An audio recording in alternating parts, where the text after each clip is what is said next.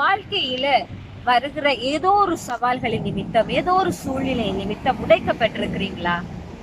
மெட்டாக்கள் சொல்ற வார்த்தைகளால உடைக்கப்பட்டு அறமட்டத்துல விழுந்து கிடக்குறீங்களா? நீங்க அந்த ஒரு நிலையில இருக்கிற ஒரு ஆளா இருந்தா, தரையில இருந்து நீங்க எப்படி மேல வாரத்துக்கு வழிகளை தேடுற ஒருவரா நீங்க இருந்ததுன்னு சொன்னா, நீங்க இந்த கதையை நீங்க கேளுங்க. ஒரு ஆள் ஃபுட்பால் டீம்ல ஒரு ப்ரொஃபஷனல் டீம்ல ஒரு மெம்பர் ஆகுறதுக்கு ட்ரை பண்ணி வந்தாராம். அதுதான் அவரோட ட்ரீமாக இருந்தது. ஆனா அவர் இந்த டீம்லயுமே விளையாடுறதுக்கு கிடைக்கவே இல்லையா.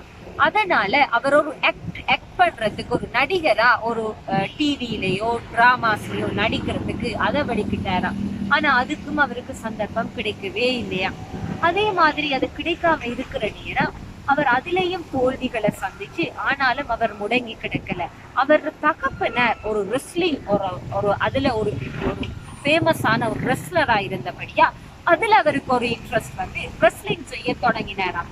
ஆனா என்ன தெரியுமா, சுற்றி இருந்தாக்கள் சொன்னாங்க, நீ வந்து ஒரு ஃபெட் ஆனால் உனக்கு ரெஸ்லிங் சரி வராதுன்னு சொன்னாங்களாம் சுற்றி வர. ஆனாலும் அவர் ஜிம்முக்கு போய் அவருக்கு தேவையான ஈட்டிங் ஹேபிட்ஸ் எல்லாம் மாற்றிக்கொண்டு அவர் உடம்ப ரெஸ்லிங்குக்கு ஏற்ற மாதிரி வடிவமைச்சு கொண்டு அவர் ஒரு ரெஸ்லரா மாறினாராம். இன்றைக்கு உலகமே போட்டுற அளவுக்கு அவர் ஒரு ஃபேமஸ் ரெஸ்லரா இருக்கிறார். அது மட்டும் இல்ல, அவர் ஒரு ஃபேமஸ் ஆர்டிஸ்ட். அவர் ஒரு ஸ்டார் ஆகி எல்லா டிராமாஸ், எல்லா மூவிஸ்லயுமே நடிச்சு உலகமே அவரை சுத்தி பாக்குறதுக்கு உரிய ஒரு ஆளா அவர் மாறினாராம். யாருன்னு தெரியுமா இந்த ஃபேமஸ் ஆர்டிஸ்ட் என்ற ரெஸ்லர்? எங்கட டுவேன் ஜான்சன், த ராக்னு சொல்லி நாங்க சொல்றவர். அவர் அந்த ராக்ல இருந்து ஹி பிகேம் அ சாம்பியன். எப்படி அவர் சாம்பியன் ஆகிறார்? ஒவ்வொரு சாம்பியனும் நாங்க எடுக்க வைக்க வேண்டிய ஒரு சில ஸ்டெப்ஸ்கள் இருக்கு. தோல்விகளை கண்டு உடைக்கப்பட்டு முடங்கி இருந்தீங்கன்னு சொன்னா, முதலாவது ஒரு இடத்துல இருந்து அனலைஸ் பண்ணி அடுத்த மூவ் என்னன்றத நீங்க யோசிச்சு பார்க்க வேண்டியது நிச்சயமாகவே அவசியம். ஒரு அடுத்த மூவ் உங்களுக்கு தெரியாம இருந்தேன்னு சொன்னா, நீங்க அந்த லைஃப்ல வர அடுத்த ஸ்டேஜை நீங்க ஃபேஸ் பண்ணவே இயலாது.